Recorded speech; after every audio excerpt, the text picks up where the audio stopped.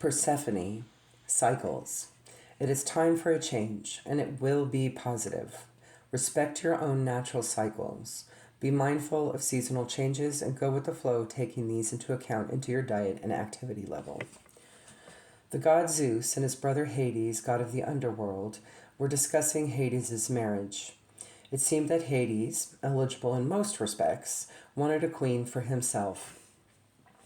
Persephone was the beautiful daughter of Zeus and Demeter, the goddess of agriculture, and seemed a fine choice.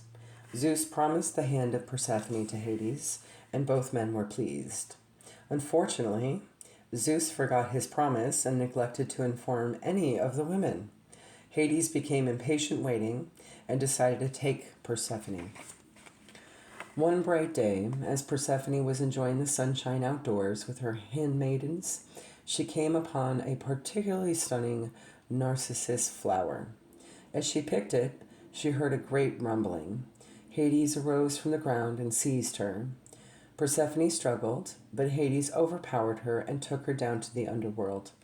Only the goddess Hecate and the sun god Helios heard her screams. Hecate told Demeter what she had heard. Being a devoted and loving mother, Demeter frantically searched for her daughter, but to no avail. As she could think of nothing else besides her daughter, she began to neglect her role of grain giver and earth mother, and so the fields began to die. Soon the people began to starve, and they cried to Zeus to save them. Helios told Demeter of Hades' act, and Zeus was forced to demand that Hades return Persephone. In the underworld, meanwhile, Persephone missed the world above, but had begun to like Hades a little.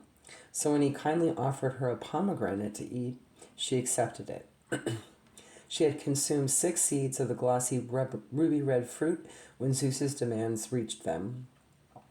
According to the fates, if food or drink is consumed in the underworld, one must remain there.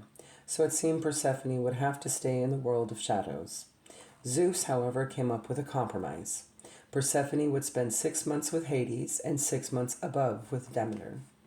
As Persephone leaves the darkness, the goddess Hecate meets her, flaming torches in hand, and guides her back to the blue sky and her mother. Demeter, in her joy, resumes her work with the fields. Life again appears on earth.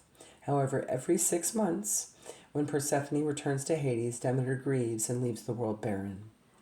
This is the story of cycles, of how things naturally progress and change. In ancient Greece, when a young woman was married, she left home and joined the family of her husband. Her parents and siblings were both sad and happy, and the bride often went through a period of adjustment. Although she lost her identity and freedom as a maiden, the bride became queen of her new home. This story also illustrates how the seasons change, how the earth and its fruits die in the winter only to be reborn in spring, flourish in summer, and be harvested in autumn.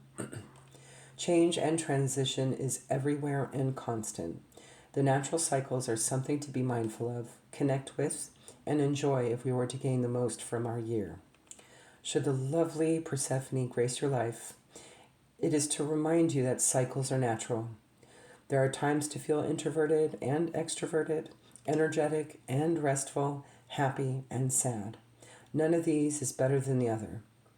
There was a time you were a baby, a time you were a child, a time you will grow older, each with its own joys and challenges. Take the time to connect with your own personal cycles, and you can expect to reap many benefits, particularly physical ones. Don't expect yourself to be happy just because others are, or ready for the same steps at the same time. Let your body and mind experience your life naturally, and without expectation based on someone else's cycles.